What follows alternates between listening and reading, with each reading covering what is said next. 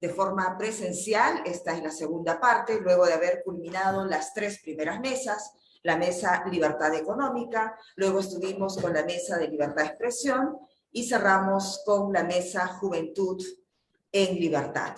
Abrimos la mesa Libertad Política con nuestro expositor, el doctor Diego Giacomini, quien va a desarrollar una ponencia relacionado a un marco general que es el tema central de esta mesa Libertad Política, que es totalitarismo versus libertad política. Bienvenido, Diego Giacomini, y adelante con su ponencia. Muchas gracias. Te quiero agradecer, Rosa María, personalmente la invitación, también a la Sociedad de la Libertad. Voy a exponer, como bien adelantaste vos, sobre apogeo del totalitarismo versus la libertad política.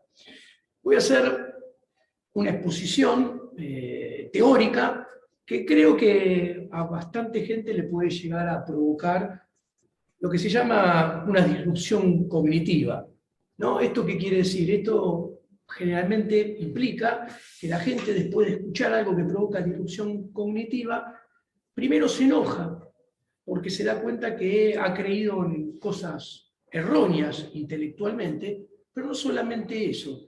Esas cosas erróneas han sido enseñadas en muchos casos a propósito, para engañar. Obviamente, el que engaña sacando réditos del engañado, ¿no? Entonces, sin más que decir, voy al grano. Primero, ¿qué es la libertad?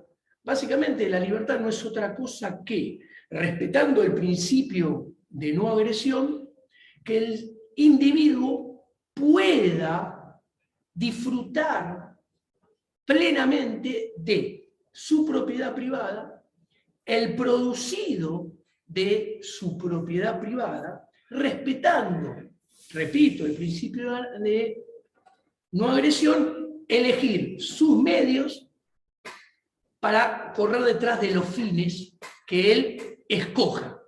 Y así poder sobrevivir, vivir, desarrollarse y prosperar. ¿Ok?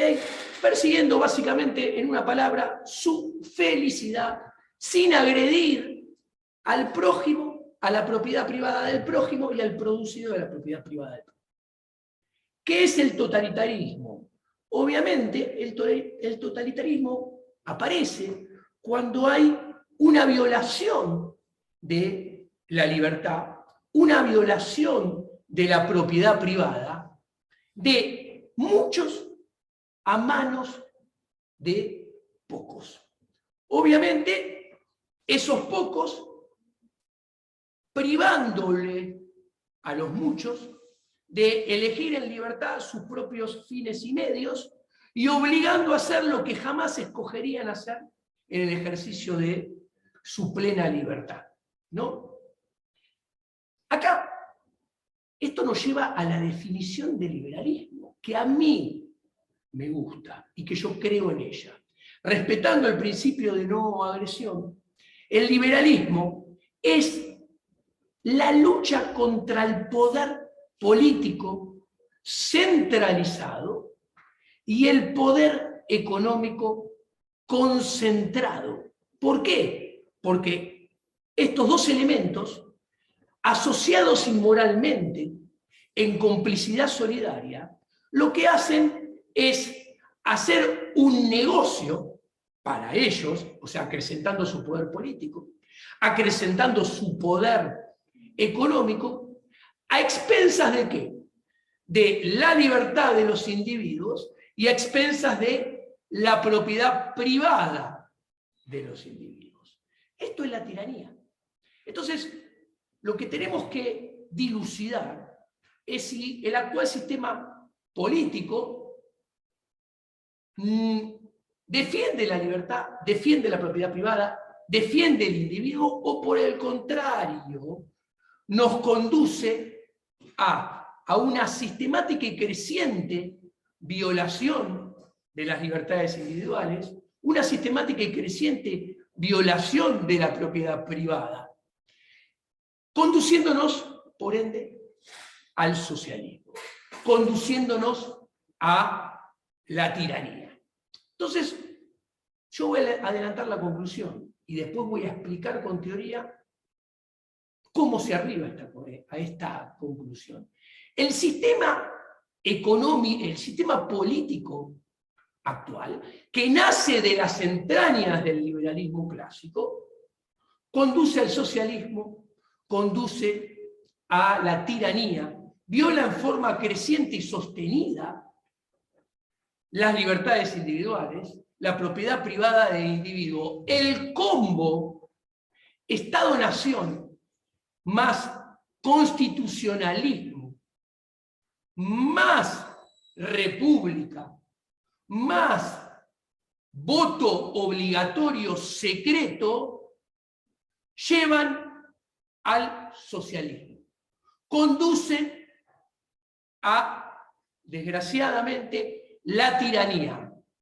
Son un error intelectual del liberalismo clásico del siglo XVIII y XIX. Son un error intelectual del minarquismo, que por suerte, y gracias al devenir intelectual de, redondeemos, las últimas 4 o 5 décadas, el liberalismo ha evolucionado y ha enmendado todos estos errores. Hablo del liberalismo radical. Paradigma al cual yo suscribo, adhiero y defiendo, que es el único liberalismo posible. El liberalismo clásico, el minarquismo, conducen al socialismo, conducen a la tiranía, dejan nuestra libertad en forma creciente, atentan contra nuestra propiedad privada en forma creciente. Cualquier liberal del siglo XXI solamente puede ser y defender el liberalismo radical.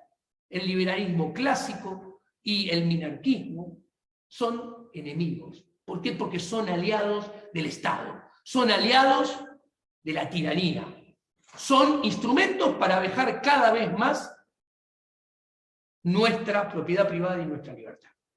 Primero, empezamos a desmenuzar y a explicar esto. Primero, la Constitución. La Constitución no es ningún contrato. ¿Quién firmó la Constitución? Nadie. Mucho menos, entonces los contratos se firman. Mucho menos los contratos son hereditarios, lo que firmó mi abuelo de mi abuelo, lo que firmó mi papá de mi papá. Yo no tengo nada que ver con sus obligaciones y derechos que suscribieron con su firma en un contrato. Acá, ni mi abuelo ni mi papá firmaron la Constitución, y si lo hubieran hecho, yo no tengo nada que ver con eso. Pero es lógico que nadie firme la Constitución, porque nadie en su sano juicio firmaría un contrato a eternidad que se lo delega a sus hijos, a sus nietos, a sus bisnietos y tataranietos, en el cual hay un tercero que se arroga el derecho de sacarte toda la plata que él quiera unilateralmente, el Estado, para decirte qué tienes que hacer y cómo tienes que comportarte. Son las leyes. El Estado tiene el monopolio de hacer las leyes, de decirnos qué hacer, cómo actuar, qué no se puede hacer y qué no se puede actuar. No solamente esto. También tiene el monopolio de irte a buscar y reprimirte si no cumplís con las leyes que él mismo hace. Esto es la seguridad. Y como si esto fuera poco, también tiene el monopolio de administración de la justicia. O sea, el Estado tiene la capacidad de castigarte si el individuo desobedece unilateralmente, desobedece lo que el Estado unilateralmente dice que está bien, que está mal, lo que corresponde y no corresponde. El monopolio de, repito, de la ley, de la seguridad y de la administración de la justicia. Esos tres monopolios, el constitucionalismo liberal clásico y minarquismo, se lo entregan en bandeja de plata al Estado.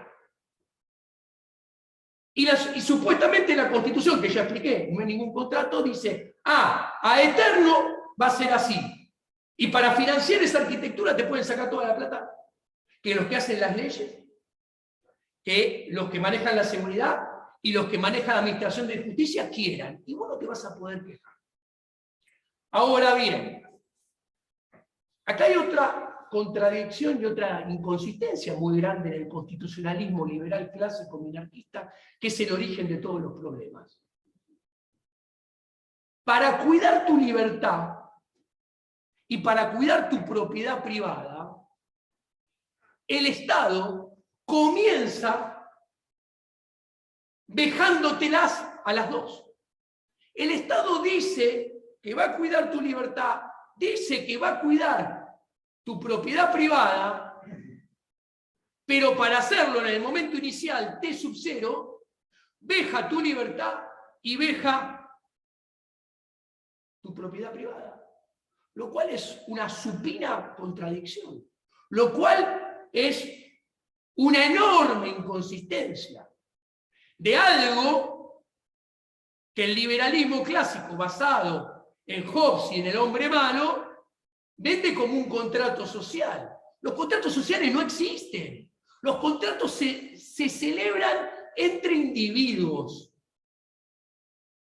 y se firman y son siempre voluntarios. Y los contratos se firman, son voluntarios y tienen por escrito especificado obligaciones y derechos. Cláusulas de gatillo, o sea, de salida del contrato, si alguna de las dos partes no cumple con ninguna de esas obligaciones ni ninguno de esos derechos. Y lo gatilla la contrapartida. Nada de esto tiene una constitución, que no es un contrato. Esto lo explica muy bien Lysander Spooner. Entonces, cuando entendemos esto, entendemos que el liberalismo clásico, el minarquismo, al Estado le ha dado 3 monopolios. Monopolio, repito, de hacer las leyes, monopolio de seguridad, o sea, irte a buscar a tu casa y traerte de los pelos si no cumpliste con las leyes que él unilateralmente crea, promulga, sanciona y promulga, y después te sienta en el monopolio que él tiene de la administración de la justicia en sus tribunales y te castiga, después de haberte traído de los pelos, por no haber cumplido lo que él escribió. Ahora, voy a ir a la definición austríaca de monopolio. Y dejo de lado la definición equivocada neoclásica de monopolio. ¿Cuál es la definición equivocada de monopolio? La definición equivocada de monopolio es: hay un solo oferente, entonces es un monopolio.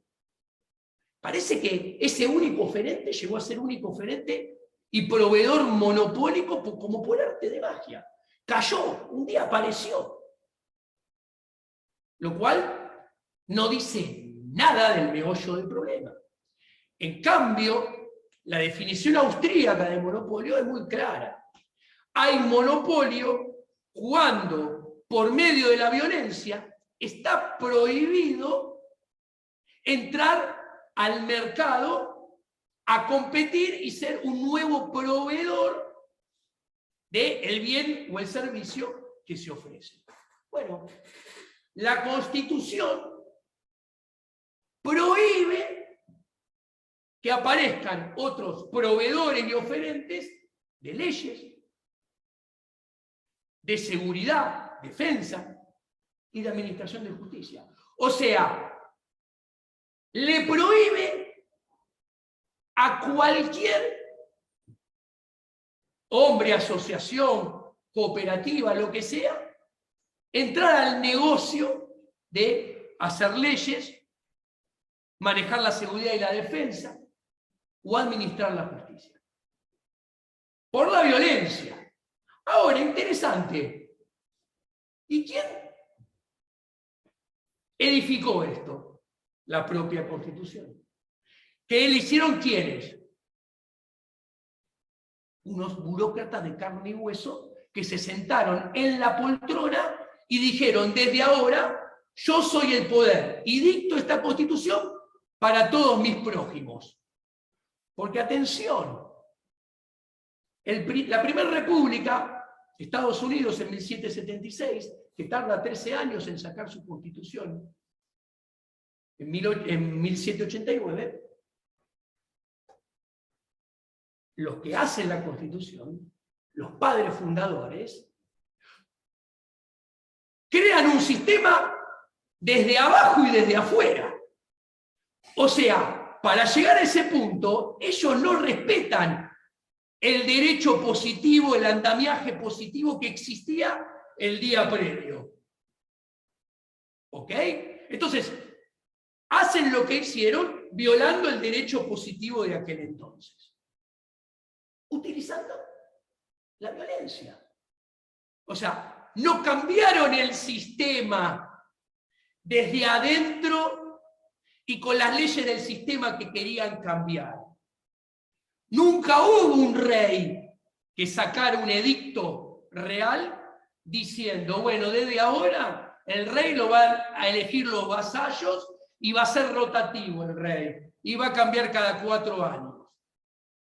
Obviamente que no fue así. El liberalismo, que en aquel momento, desde Locke en 1682, después con Trenchard y Gordon, con las cartas de Catón, los Whigs originales, entre 1720 y 1723, primero que hicieron, deslegitimaron el sistema que había intelectualmente. ¿Ok? Mostrándole a la gente los errores del sistema. Mostrándole a la gente que intelectualmente ese sistema estaba mal, porque era injusto, porque atentaba contra los derechos individuales de las personas, porque atentaba contra su libertad, porque atentaba contra su propiedad privada.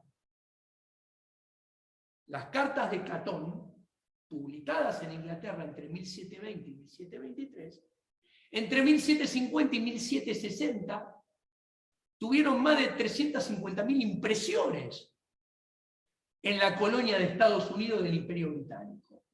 Son la base a partir de la cual la gente entendió que había que deslegitimar un sistema desde afuera, desde abajo, para después, una vez entendido eso, pasar al campo de la acción.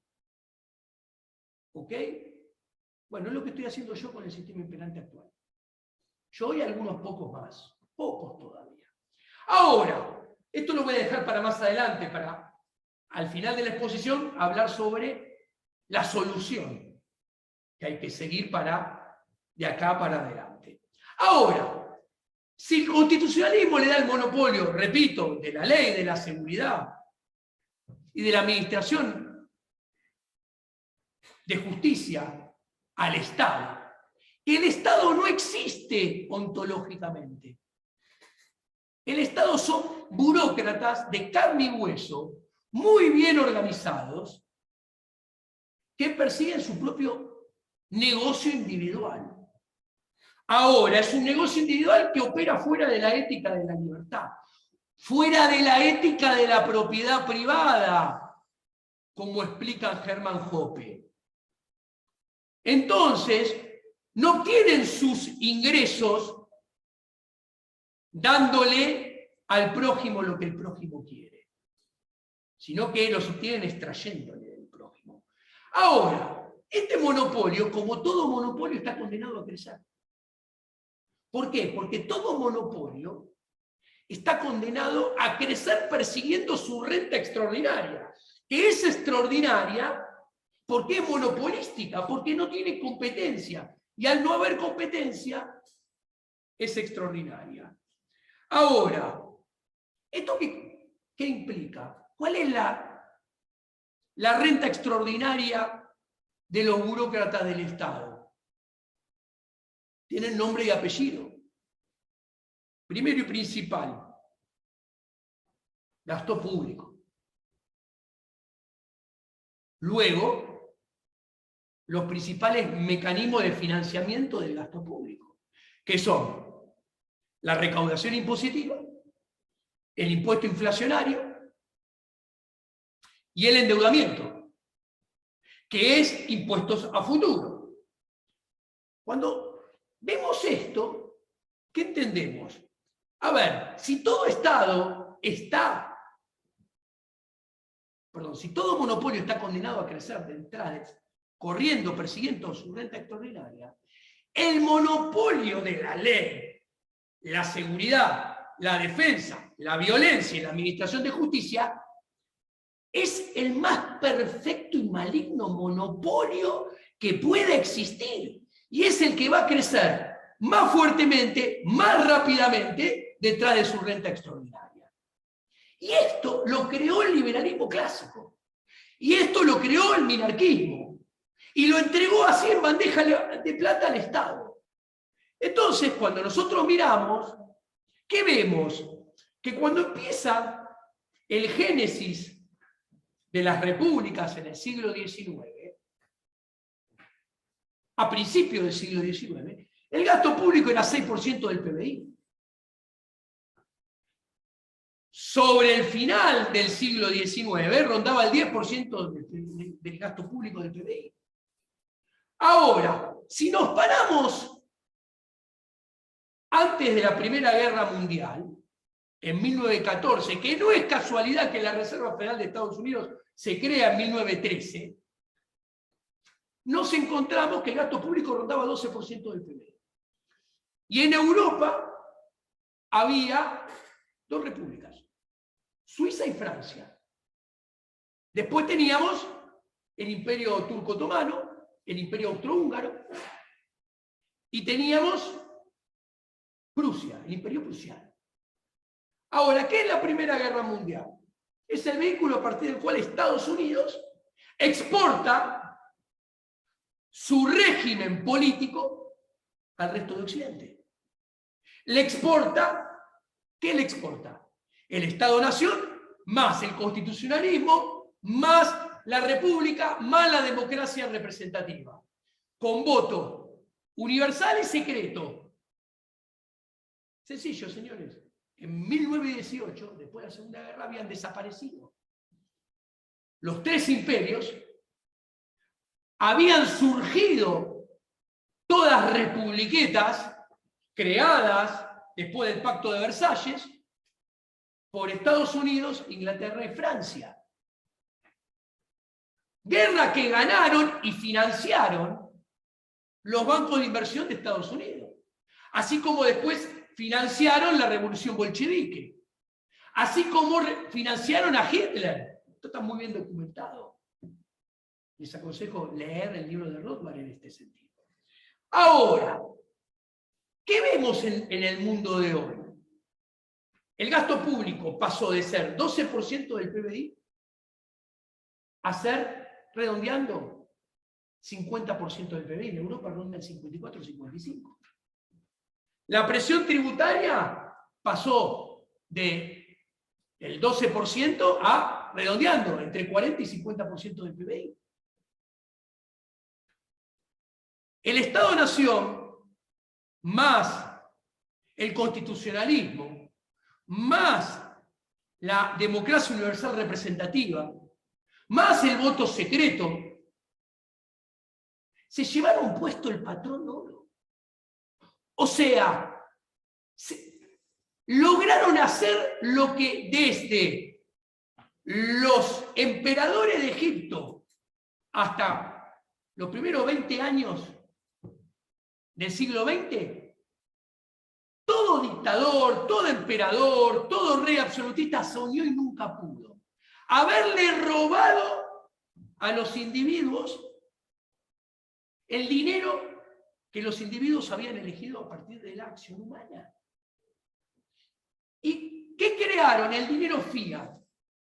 las democracias universales representativas, Estado-nación, más constitucionalismo, no solamente nos sacaron nuestro dinero, que es decirnos, señores, desde ahora con tu prójimo no vas a asociarte, producir, comerciar,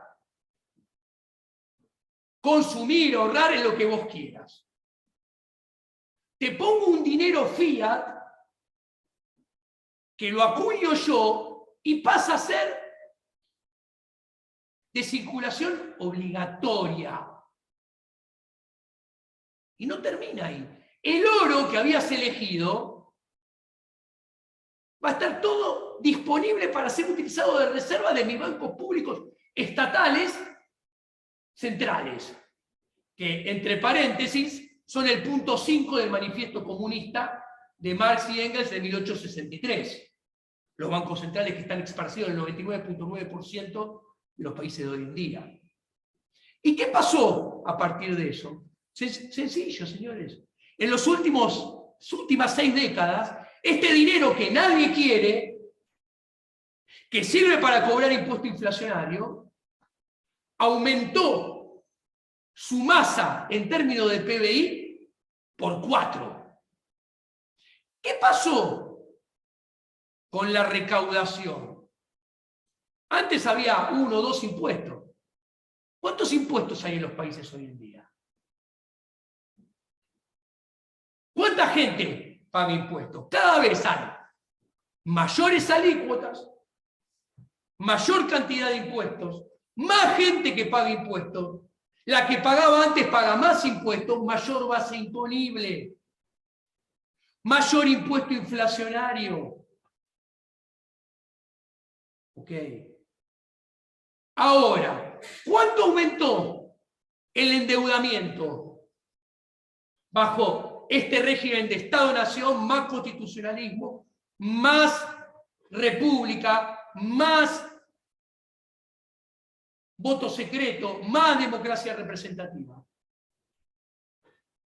El endeudamiento aumentó en términos del PBI 4 veces.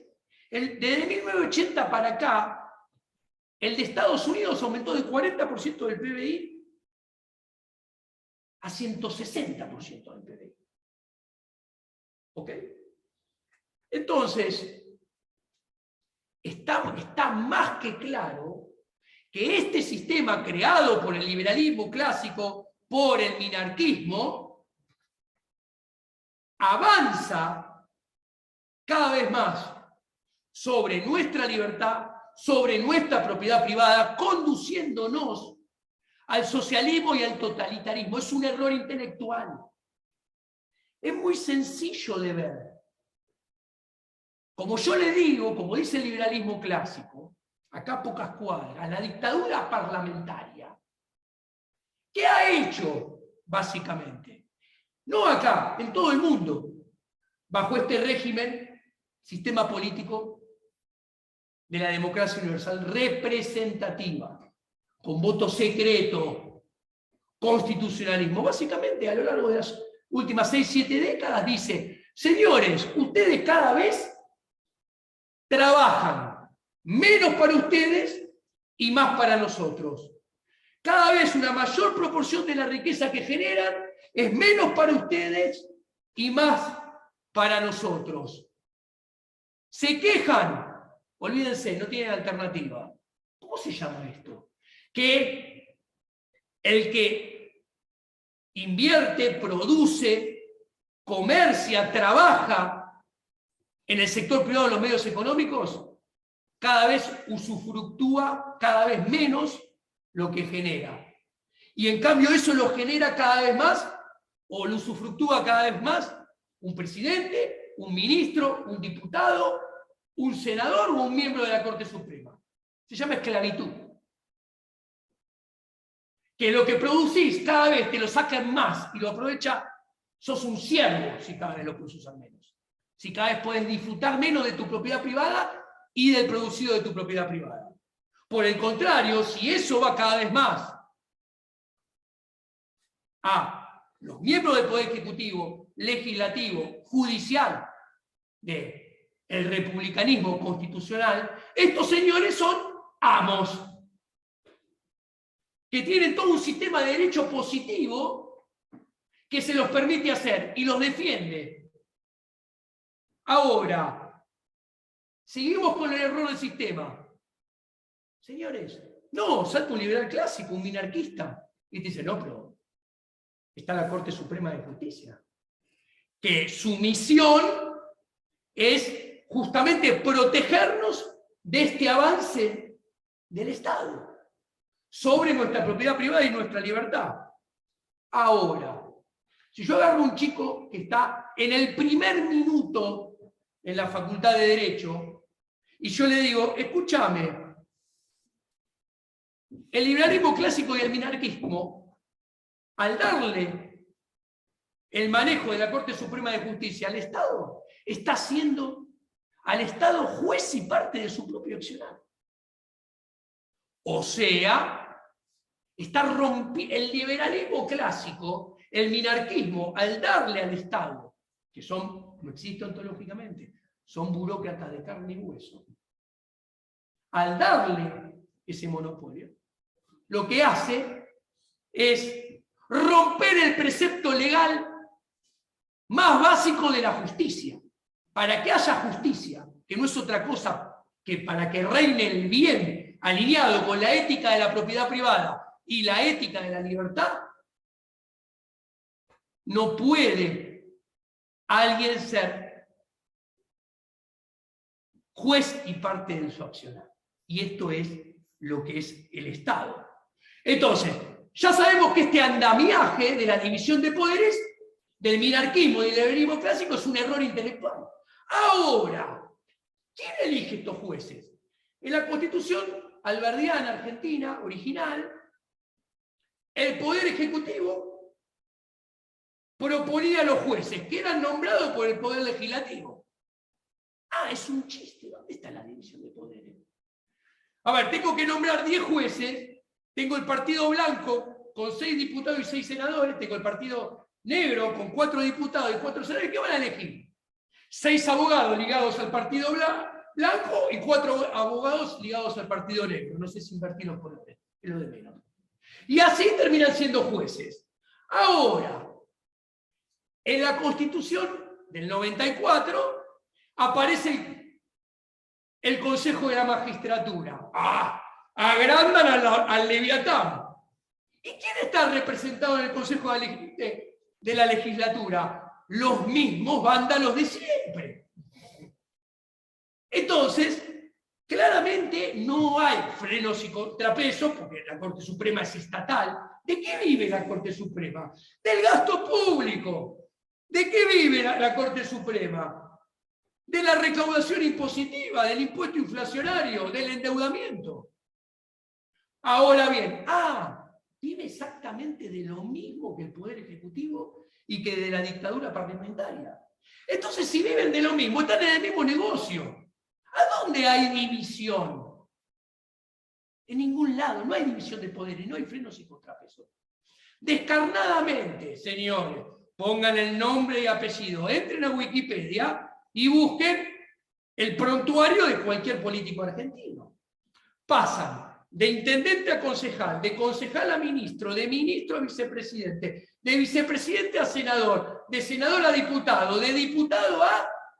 ¿Están tomando el pelo que es división de poderes? Son los mismos burócratas de carne y hueso de siempre que pasan de un casillero a otro. Y nunca se van. Y el que se fue, vuelve. ¿Ok?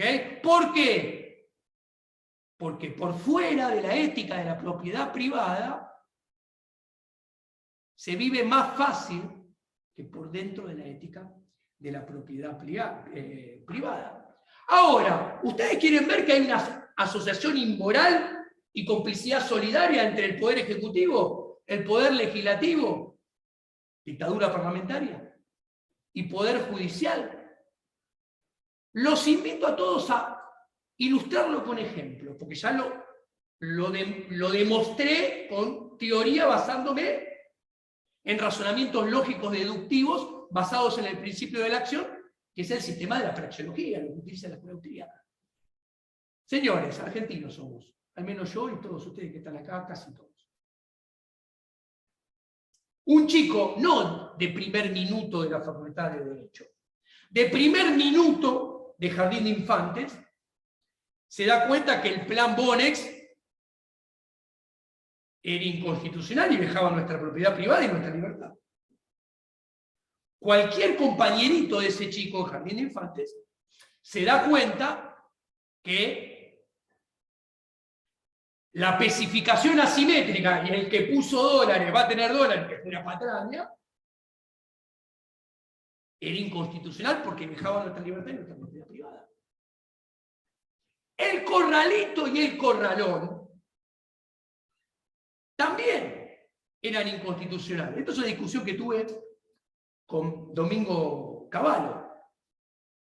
No, yo te permitía que usaras tu plata. Es como que si uno vive en un departamento de 4 o 5 habitaciones, viene el señor Cavallo y me dice, no, con tu mujer puedes tener sexo en tu habitación, pero no en las otras, ni en el living, ni en... O sea, usar la plata como yo quiero, donde quiero y adentro donde yo quiero. Claro, pequeño detalle de Domingo Cavallo.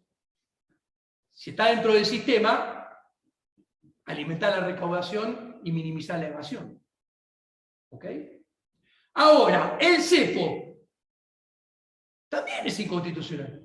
También es una vejación de la libertad. También es una vejación de nuestra propiedad privada. ¿Cómo no voy a poder ahorrar en lo que quiero para protegerme del impuesto inflacionario? Perdón, ¿alguien vio que el Bonex, el corralito, el corralón, la especificación asimétrica o el cepo hayan sido declarados inconstitucionales por la Corte Suprema de Justicia? Porque todos estas 5 cosas son aberrantes violaciones a la libertad, aberrantes violaciones a la propiedad privada, y fueron todas pensadas, perpetradas, diseñadas, ejecutadas dentro de el Estado-Nación, más el constitucionalismo, más la república, más la democracia representativa, más el voto secreto y obligatorio, que es el sistema político que tenemos en Argentina y en casi todos los países, que es un error intelectual que estoy demostrando, que llevan a la tiranía, que llevan al socialismo. Les cuento, el cepo, mi amigo el doctor Adolfo Paz Quesada, lo ganó en primera instancia, lo ganó en segunda instancia y duerme los sueños eternos en la Corte Suprema de Justicia. O sea, no existen los frenos y contrapesos, no existe la división de poderes, es un sistema fallido, es un error intelectual este sistema. ¿Ok? Ahora, sigo avanzando con el voto. Tenemos a todos los miembros de la dictadura parlamentaria, sin diferenciar colores, que se llenan la boca diciendo que son nuestros representantes. Si son nuestros representantes, tiene que haber un contrato de representación detrás. Un contrato de representación, primero, es voluntario. Segundo, se firma. El voto en Argentina es obligatorio, es a punta de pistola, con amenaza de ley de que te castiguen si no votaste. Con lo cual es a punta de pistola el voto. Con lo cual, si es a punta de... ningún contrato a punta de pistola es un contrato válido, no es un contrato. Segundo, el voto es secreto. Con lo cual tampoco es un contrato de representación. Al ser obligatorio y a ser secreto, está vedado de las condiciones básicas que tiene cualquier contrato de representación. No hay obligaciones, no hay derechos. No hay cláusulas de monitoreo de lo que hace el legislador o lo que va a hacer. No hay cláusulas gatillo, no puedo rescindirle el contrato, me la tengo que bancar chito hasta la próxima elección. Y el cargo dura 4 años, 6 años, 8 años, 9 años. De hecho, la relación termina el domingo que se vota a las 6 de la tarde. A partir de ese momento, donde el tipo ya tiene los votos, puede hacer lo que quiera. No tenemos manera de auditarlo, no tenemos manera de monitorearlo, no tenemos cláusula gatillo para decirlo, no, papi, vos hiciste una cosa totalmente diferente a lo que estaba establecido entre nosotros dos que ibas a hacer en tal o en tal cuestión. Ahora, estos señores que están en la dictadura parlamentaria, obviamente, mienten. A ver, es el arte de mentir la política institucional. Es el arte de robar. Es el arte de avanzar sobre la propiedad privada y la libertad. Lo acabo de demostrar. Ahora bien, yo digo que mienten, porque dicen que son nuestros representantes, y que gobiernan por y para nosotros y para el bienestar general. El bienestar general no existe. Teoría básica. ¿Ok? ¿Por qué teoría básica? Porque mis gustos, mis preferencias, mis necesidades, mi entorno de escasez lo conozco solamente yo. Así, mis funciones a maximizar o a minimizar, solamente yo tengo la información para construirlas, maximizarlas y minimizarlas. ¿Ok? Listo. Y yo persigo mi propia felicidad. Ahora bien, parece que estos sátrapas que están en la dictadura parlamentaria, todos, los 257 más los 72, de todos los colores, pasó por los 3 niveles, provincia, municipio, provincia y nación. Estos dicen que gobiernan para el bienestar general, para nuestra prosperidad. O sea, son marcianos, no son humanos. Todos nosotros perseguimos nuestro propio bienestar.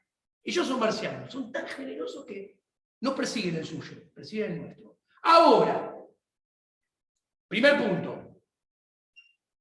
Nada de lo que hacen está dentro de la ética de la propiedad privada. Ergo, todos los servicios públicos, que como todo monopolio, están condenados a ser cada vez más caros, o sea, cada vez más impuestos, mayor base imponible, más alícuotas, más impuestos inflacionarios, más impuestos futuros, que es más endeudamiento, no solamente están condenados a ser cada vez más caros, como cualquier monopolio, sino que están condenados a ser cada vez de peor calidad. Es lo que pasa en la teoría económica de los monopolios. O sea, cada vez vamos a tener que pagar más para peores leyes, para peor seguridad, para peor defensa, para peor administración de justicia, para peor salud, para peor educación, para peor lo que sea que pongamos en manos del Estado. ¿Por qué? Porque el Estado, como todo lo que hace, lo hace por fuera de la ética de la propiedad privada, no tiene sistema de precios. El consumidor, nosotros, no tenemos manera de transmitirle la información, de decirle qué, cómo, cuánto, de qué calidad, en dónde. Hacer leyes, cómo.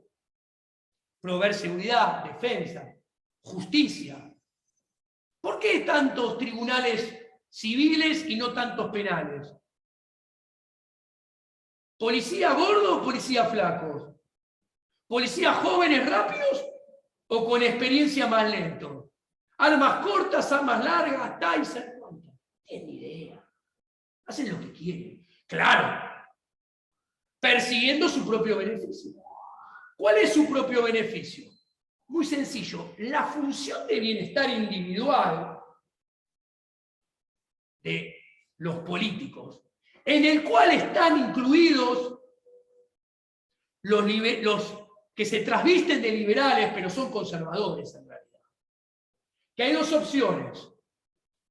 O son liberales que se quedaron con el liberalismo del siglo XIX, porque no estudiaron nada en las últimas 4 o 5 décadas, donde se enmiendan todos estos errores. Ya son como médicos que quieren curar el cáncer, pero no con quimioterapia, sino con ungüentos, ¿no? O son mentirosos. Si lo leyeron, son mentirosos. Ahora, ¿cómo persiguen su propio bienestar? Ellos tienen que maximizar su función de bienestar individual, porque son seres humanos. Y ellos tienen la información para hacerlo, la propia. La nuestra no, pero la propia sí. ¿Y qué maximizan? Su poder político, por un lado, y su poder económico. ¿Cuál es el poder económico? Sencillo, señores. El poder económico es más gasto público, más impuestos, más alícuotas, más base imponible, más emisión monetaria, más recaudación, más endeudamiento. Eso le da poder económico para darse vuelta y gastar la plata ajena, robada, como quieren, en lo que quieren. ¿Cuál es el otro poder que buscan maximizar? El poder político. ¿Y cuál es el poder político? El poder político es sencillo. Es hacer cada vez más normas de derecho positivo, de leyes que se entrometen cada vez más en las más diferentes y variadas ámbitos de nuestro quehacer cotidiano de los individuos, poniéndonos más límites, resumiendo, obligándonos a dejar de hacer cada vez más lo que elegimos hacer, persiguiendo nuestra felicidad sin agredir al prójimo, y obligándonos a hacer lo que jamás elegiríamos hacer, por propia voluntad, que no es otra cosa que hacer lo que ellos dictaminan que tenemos que hacer entre los 257 y los 72. 257 diputados, 72 senadores, en el Congreso Dictadura Parlamentaria Nacional, que después tiene sus vástagos en las 24 dictaduras provinciales y en los 2.200 consejos deliberantes que tenemos en Argentina. En Argentina tenemos 363 ministerios, cuando no sé si cambiaron. Capaz cambiaron un poquito, no sé. Esta cuenta la saqué hace 5 meses, cuando sumamos nación y provincia. Ahora, ¿cuál es el camino a seguir? Así como el liberalismo clásico, hay un solo legado del liberalismo clásico y del minarquismo que tenemos que tomar en el siglo XXI. Ningún sistema se cambia desde adentro con la propia regla del sistema. ¿Por qué? Porque todo sistema tiene primero su arquitectura institucional, y de esa arquitectura institucional deviene su esquema de incentivos que, primero y ante nada, protege al sistema de cualquier posibilidad de cambio, desde adentro y desde afuera intenta hacerlo. Y después genera las condiciones para que ese sistema crezca cada vez más. A ver, Luis XIV, Luis XV, Luis XVI, que tenían fastuosa riqueza y fastuosa corte, 500 años antes eran un pequeño rey bastante pobre que tenían una corte pequeñita. ¿Quién transformó ese rey pobre en un gran rey muy totalitario? La arquitectura institucional y el sistema de incentivo de la arquitectura institucional. Lo que algunos intelectualmente que no saben nada se equivocan, llaman status quo y dicen, quiero cambiar el status quo, pero estoy de acuerdo con el sistema. No, escuchame, pibe, aprendé a razonar, formate, lee, porque todo status quo es consecuencia, es resultado del sistema. O sea, vos no podés cambiar el status quo sin cambiar el sistema. Y si considerás que los sistemas no se cambian, porque lo acabo de explicar a lo largo de esta conferencia, desde adentro y desde afuera, porque todo sistema tiene antídotos desarrollados para evitarlo. y el Estado-Nación más constitucionalismo, más república, más voto secreto obligatorio, tiene los mejores anticuerpos para evitarlo. Entonces, ¿cuál es el camino? Primero y ante todo, tenemos que, todos ustedes, los presentes, los que están vía web, tienen que dejar de creer en este sistema. Tienen que entender lo que acabamos de ver y demostrar praxeológicamente. Y una vez entendido, tienen que ir de a poco pasando al campo de la acción. ¿La acción qué es? Es hacer una acción deliberada en el presente para lograr y generar un resultado posterior a esa acción. Tenemos que dejar de creer, tenemos que dejar de ir a votar, tenemos que evadir, tenemos que hacer egoísmo, tenemos que hacer contraeconomía. Ahora, mientras creamos, pensemos que el liberalismo puede cambiar algo desde adentro del sistema, estamos, perdón la expresión, equivocándonos fulero. Está mal, es intelectualmente erróneo. ¿Ok? ¿Por qué? Porque todo sistema se reproduce y busca permanecer en el tiempo.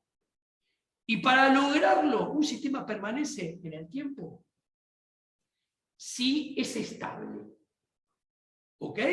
Entonces, la arquitectura y el sistema digestivo y toda la diatriba arquitectónica detrás de la legitimación busca esa estabilidad.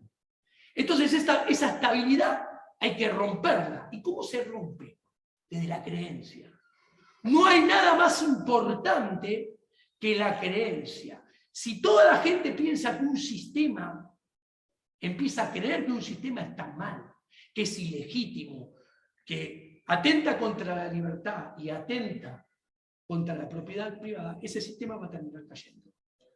¿Ok? Y eso es lo que tenemos que darnos cuenta. ¿Va a pasar ya? No, pero Locke escribió en 1682, los Whig entre 1720 y 1723, la primera república y la primera apareció en 1776, y la primera constitución en 1789. Y las primeras repúblicas en América del siglo XIX. Los cambios van a ser más rápidos ahora. Y hay que luchar por ellos. No van a venir solos. Muchas gracias. Esto ha sido todo.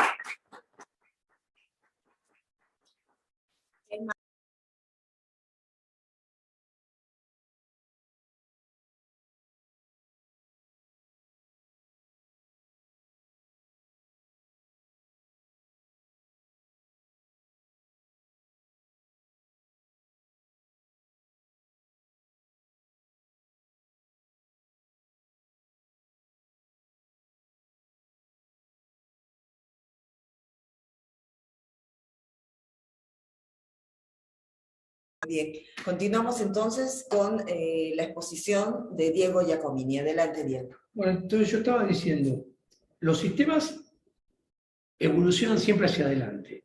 Esto es muy interesante, los sistemas siempre evolucionan hacia algo nuevo, diferente.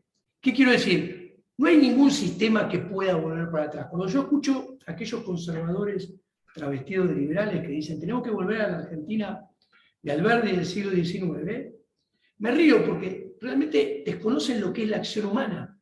El ser humano no puede desaprender lo aprendido, ya sea para bien o para mal. Y la ridiculez queda tan expuesta cuando suenan iguales que aquellos monárquicos en el siglo XIX, en la segunda mitad del siglo XIX, decían, tenemos que volver a una monarquía, pero no a la de Luis XVI, una monarquía más como era antes, menos exacerbada, menos totalitaria. Nunca pasa eso, porque los sistemas, repito, evolucionan hacia adelante, porque el ser humano en la acción humana aprende, adquiere nueva información, agrega capa de información. Y entonces, y eso lo creamos entre todos. ¿Y qué es importante? Que está muy claro, el sistema que ya está en estado de putrefacción, porque el mundo viaja a un socialismo atroz, y nunca nada volvió para atrás en la historia del ser humano porque es anti-acción humana. No se puede desaprender lo aprendido para bien y para mal. ¿Qué implica esto? Esto implica que hay que desarmar, así como se desarmó la monarquía del pasado, hay que desarmar. Esto no lo dice Diego Giacomini, esto lo dice el liberalismo de los últimos 40 y 50 años. Hay que desarmar el combo Estado-Nación, más constitucionalismo, más democracia representativa con voto obligatorio y secreto. ¿Y hacia dónde hay que ir? Como todo sistema, se desarma desde afuera y desde abajo. Como ya expliqué, cuál es el inicio. Acá hay que desarmar la República, no solamente la Argentina, todos, esto lo muestra la teoría, con una profunda secesión. ¿Por qué? Porque la única manera de sacarse 3 y hasta 4 niveles de Estado que te agobian al sector privado, 4 niveles que tenemos Estado supranacional en Europa, con domicilio en Bruselas, o tenemos una agenda del 2030, que esto es muy claro, este sistema va hacia el gobierno mundial. La única forma es con secesión profunda. O sea, para que se entienda, y no tiene que coincidir, no se tiene que secesionar, a ver, la provincia de Mendoza, no, se puede secesionar el Alto Valle del Río Negro, dice el liberalismo, no lo dice Diego Giacomini, y el Alto Valle del Río Negro se secesiona y se saca, miren, todos los fundamentos macroeconómicos argentinos de la nada. Se saca de un plumazo 3 niveles de Estado, se saca de un plumazo la moneda vetusta de Argentina y puede poner un patrón oro, puede hacer tratados y salir rápidamente hacia Asia vía Chile. Ahora, ¿qué sucede? Esto es importante porque luego de la secesión profunda es el camino a un sistema basado en la libertad y la propiedad privada, en la ética de la libertad y en la ética de la propiedad privada, que no es otra que la anarquía de verdad, que no es lo que nos enseñan en el colegio, que es el caos, la violencia. Esa es la diatriba de los políticos que inventan que la anarquía es algo que no es, para presentarse como los paladines que nos protegen de algo que en realidad no es. La anarquía es actuar en libertad haciéndose responsable de su accionar, respetando el principio de no agresión. A ver, si hay una secesión profunda y se secesiona el Alto Valle del Río Negro, y vayan a saber, pongan el ejemplo que quieran, la unidad administrativa pasa a ser muy pequeña. Si la unidad administrativa pasa a ser muy pequeña, puede haber democracia directa. Y con los medios tecnológicos, la democracia directa pasa a tener nombre y apellido, pasa a haber un contrato. Entonces, para que se entienda como un ejemplo, si en esa pequeña unidad administrativa quieren hacer y que financiemos con un impuesto específico un hospital, se vota. ¿Quién está a favor y quién está en contra? Directa. Sin dictadura parlamentaria de por medio, con nombre y apellido haciéndonos cargo, porque la única manera que te puedas hacer cargo de algo es que tenga nombre y apellido. Y la tecnología lo permite hoy en día. Entonces, el que votará que sí, va a tener que poner plata y financiar ese hospital y podrá ser atendido. El que vota en contra, pero este nuevo sistema de democracia directa, con voto, con nombre y apellido, luego de un profundo sistema de secesión, va a tener que asumir las responsabilidades de votar en contra. Ahora bien, del otro lado, va a tener el derecho de permanecer fuera del hospital. No entra en la tiranía del sistema democrático universal representativo de hoy, que el 51% le dice al 49% qué tiene que hacer, sin ningún bagaje ético detrás. Va a poder permanecer fuera. Ahora bien, cuando se quiera atender, se va a tener que hacer responsable de su decisión. Eso es la anarquía del libre mercado. Y va a tener que pagar hasta la gasa. porque si no, no lo atienden. Va a tener que pagar el mertiolate, va a tener que pagar los médicos, el hilo y la cirugía.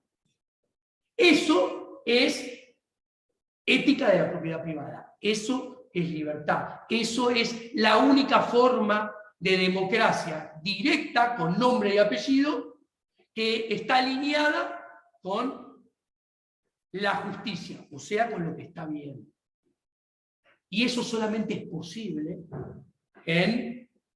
después de un proceso de secesión muy profunda. Que hay que tener muy en claro por qué la ética de la propiedad privada. Y acá lo digo, si me permitís, con otro tema que mienten los conservadores travestidos de liberales. En el sistema actual, en la democracia universal representativa, donde hay Estado-nación, más constitucionalismo, más democracia universal representativa con voto secreto y obligatorio, no puede haber superávit fiscal. Los liberales, que no son liberales, son conservadores, que se travisten de liberales, porque es muy sencillo.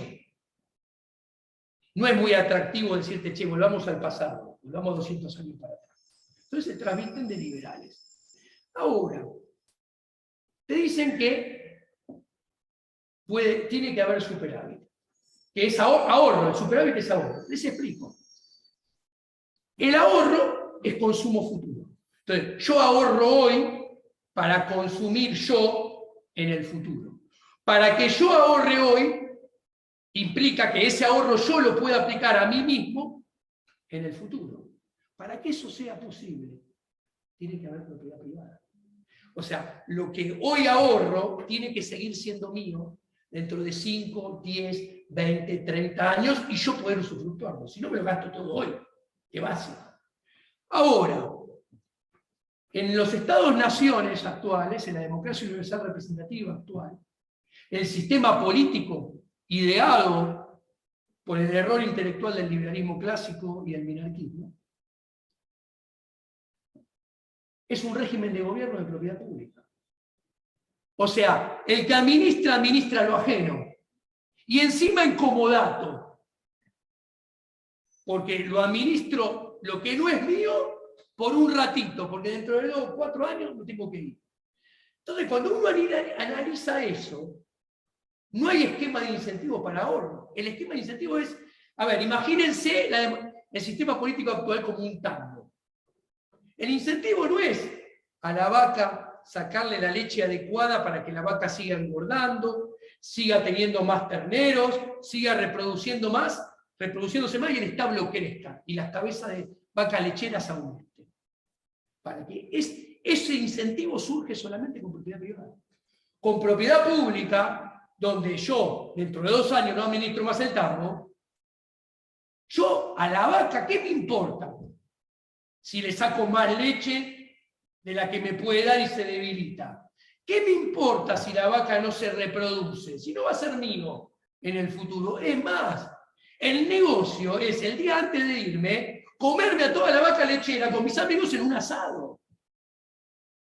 Es más, si yo ahorro, voy a perder las elecciones. Y ese ahorro lo va a usufructuar mi contrincante que me venció. Entonces, el negocio del sistema político actual es no gastarse todo, es gastarse mucho más de lo que hay. Entonces, un político institucional que se vende de liberal y te dice, no, porque tiene que haber superávit, no sabe teoría económica. Y si es economista, peor. No la sabe, peor, te miente y se hace, permítanme el argentinismo, el pelotudo. Entonces, realmente, y los datos lo ilustran. ¿Saben cuántos años de superávit hay en Estados Unidos de 1950 al 2022? Se confundieron 4 años. Hay 4 años solos. ¿Saben cuántos años de superávit fiscal hay en la Unión Europea desde 1995 a la fecha? 0. Ninguno. Ahora, te encontrás que te dicen, no, en Argentina hay inflación porque emiten, porque no hay superávit. Los datos Ya expliqué que no puede haber superávit, pero se equivocan por un ratito. Y hay superávit como se equivocó Néstor Kirchner, que tuvo superávit hasta de casi 4 puntos, 2003, 2004, 2005. Les aclaro que entre 2003 y 2005, la cantidad de dinero bien medida en Argentina en esos 24 meses aumentó 99%. La inflación en diciembre del 2003 era 3.7, en diciembre del 2004 era 6.1, en diciembre del 2005 era 12.3. ¿Qué quiere decir? Que con superávit la inflación se cuadriplicó en Argentina en 24 meses, porque emitieron 99% de la cantidad de dinero en 24 meses. Ahora, estos diputados institucionales liberales, ¿te mienten o no saben? Yo creo que es una mezcla de las dos cosas, realmente. Es más, porque te dicen hasta que el impuesto inflacionario es un impuesto no legislado. La patraña ya es absoluta. La ley de presupuesto, que según la clasificación de Murray Rothbard es una intervención binaria del Estado, en el presupuesto hay un capítulo donde se especifica, y los 257 dictadores parlamentarios y los 72 dictadores parlamentarios de senadores, yo le llamo así, no es nada personal con ninguno, es intelectual nada más, votan cuánto va a haber de emisión monetaria. Votan de cuánto va a haber de deuda. Y sancionan esa ley. Y después en asociación inmoral y en complicidad solidaria, el Poder Ejecutivo la promulga. ¿Alguna vez vieron que la Corte Suprema de Justicia dijo que el presupuesto era inconstitucional porque hipotecaba el futuro de los argentinos que no nacieron porque emiten bonos a 30 años? ¿O el impuesto inflacionario? No, los frenos y contrapesos ya lo demostré, no existen. La división de poderes no existe. El superávit fiscal no existe en el sistema político que tenemos acá y en casi todo el mundo. ¿Ok? Es un cisne negro que cuando se dan cuenta que es negro, salen corriendo a pintarlo de blanco y empiezan a gastar de vuelta para que no haya superávit. Es así, ¿no? Entonces, yo creo que, vuelvo a decirlo, la gente tiene que entender esto, todo esto que expliqué, que demostré utilizando praxeología. Y lo va a entender la gente. Así como la gente entendió que un rey no era un enviado de Dios. Primero no era Dios, después no era un enviado de Dios, y después no gobernaba por y para Dios. Todo político institucional opera por fuera de la ética de la libertad. Todo político institucional es parte de una maquinaria que veja nuestra libertad y nuestra propiedad privada. Y actúa por fuera de la ética de la libertad y la propiedad privada. Y el que quiera demostrar lo contrario solamente va a caer en inconsistencias e incongruencias. Y si encima se llenan la boca diciendo que el sistema no es perfecto, les aclaro que la monarquía no es perfecta. Simplemente me dan la razón de que al sistema hay que cambiarlo hacia otro nuevo, hacia adelante, como dice el liberalismo clásico, desde afuera y desde abajo. Que ya está todo muy bien escrito del camino hacia dónde ir.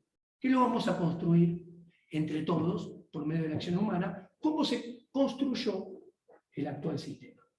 Espero que, eso sí, salga bastante mejor que este. Que no hubo ningún sistema más tiránico que este. Esto es todo.